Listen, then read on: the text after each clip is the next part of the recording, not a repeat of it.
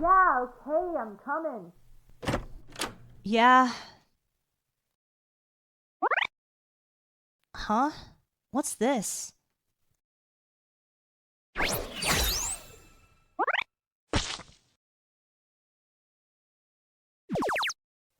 Oh wow, a mysterious package. Surely nothing's gonna go wrong when I open it. Whoa, what the hell? You fool. You released me from this box. Oh no, a copyrighted character! And that's right. And I have so many plans for you, girl. So many plans. No, you don't mean... Of course. And you're gonna suffer through every minute of it.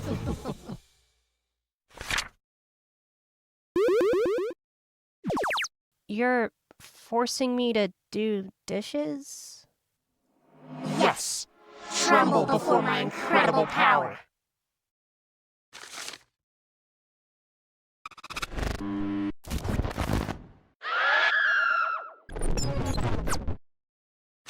Hey numbskulls, welcome to my video about living clothes. More specifically, tentacle clothes in the context of lewd anime. Living clothes are pretty much clothes with tentacles on the inside. They're used in a variety of clothing.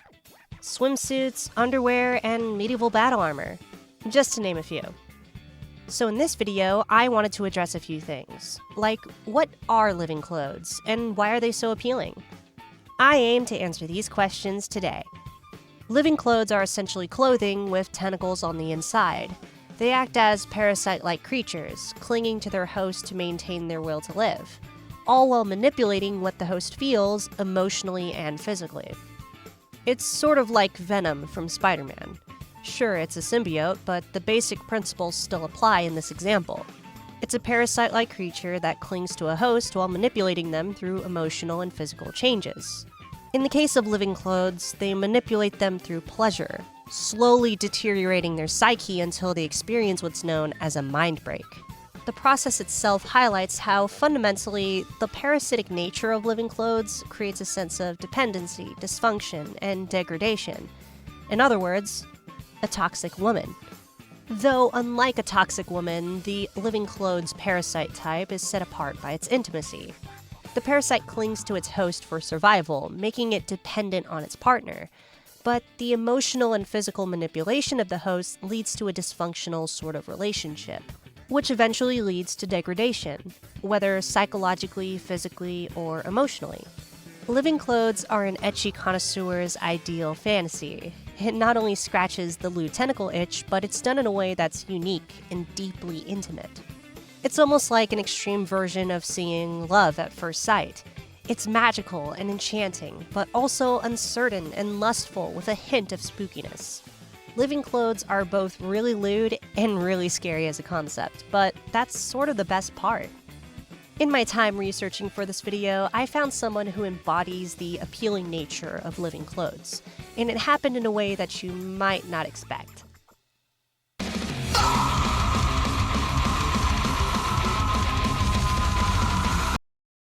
I like watching the waves. Let me just...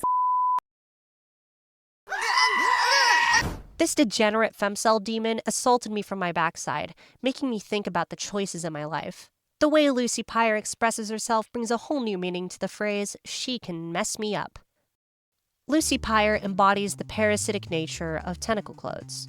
You see, living clothes create a sense of dependency, dysfunction, and degradation, as I've said before.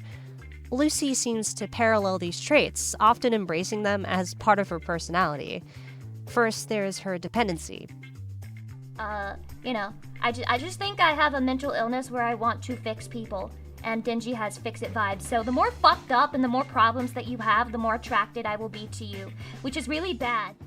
She can also be dysfunctional. I think we just miscommunicate a lot. I don't think we miscommunicate at all. Are you? I think that you're Are you like lying? rage baiting on purpose.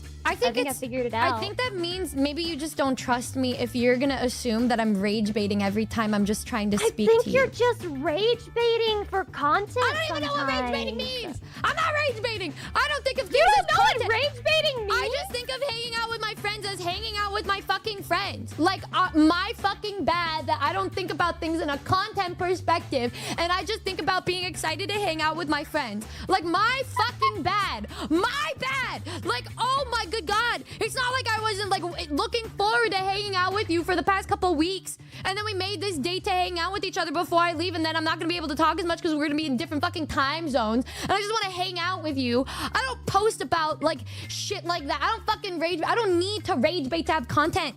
Just, people already know that you and I just having a good time together is content enough. What is this? What got you thinking that everything is rage bait or done for content? Like, what is this? I don't understand. Help me. You're rage baiting me, actually, now that I'm thinking about it. This is fucking wild. I feel like it always ends with me going insane like this. She says that she's fucking rage baiting me. I'm crazy. I'm going crazy. And most of all, she embraces degradation. Demolition, thanks to my job schedule, I can never watch your streams, so thanks for the YouTube content. Oh yeah, you're welcome!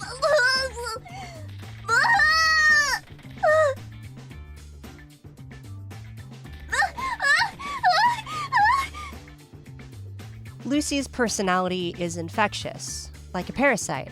If Living Clothes had a personality, I wouldn't doubt that it'd be just like her. It often comes down to the fact that her degeneracy and comedy blend together to make her memorable. This emphasis on erotic features and personality leans into the things that make Living Clothes so appealing. Everything about her clings to you, but it never goes away. She sticks to the back of your head, constantly feeding into your lustful side. At the same time, it's remedied by humor and satisfaction. All of these things pull from each other to create a feeling of emotional investment. Lucy's personality alone is surprisingly similar to the fundamental aspects of Living Clothes, in the sense that she gets people emotionally and physically invested into her. She initiates a sort of mental intimacy with people, making her the only thing on their minds. Her character design is seductive, aggressive, and teasing. And her voice complements this appearance, creating a darkly playful brand with a hint of edge. Her playful engagement with themes of control and submission, often teasing her audience with suggestive commentary, embodies the seductive manipulation characteristic of Living Clothes. Similar to this parasite-like creature, she manipulates the host, in an emotional and physical way. Now you might be asking, how is it physical? Well, just look at her. How could you not beat it to this? She is a beautiful piece of work. Her personality highlights everything great and erotic about Living Clothes. So everyone, please join me as we enjoy the wonderful world of Tentacle Clothes together.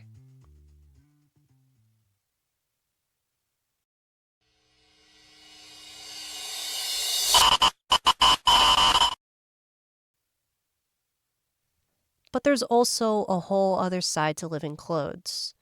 I've used Lucy as an example to avoid using more explicit visuals, and people are probably going to hate me for it. Whatever. She just made it easier to pick apart the subject, I guess.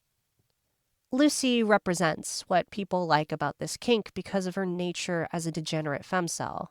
She clings to the idea of intimacy not as something that's just shared, but extracted.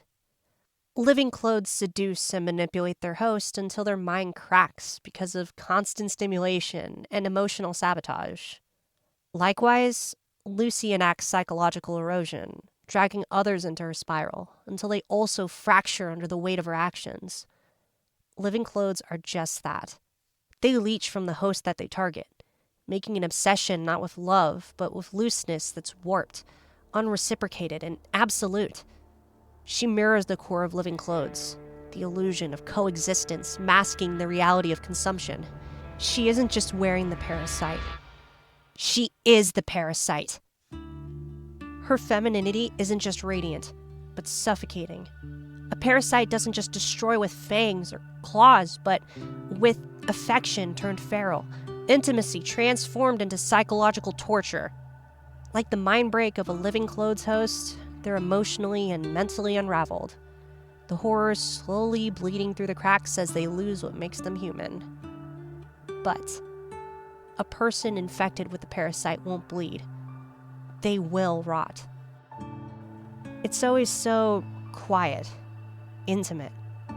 You don't see it coming until it's wrapped around your ribs, whispering your insecurities back to you in her voice.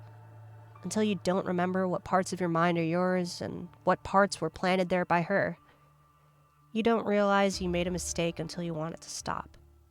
And now, it never will.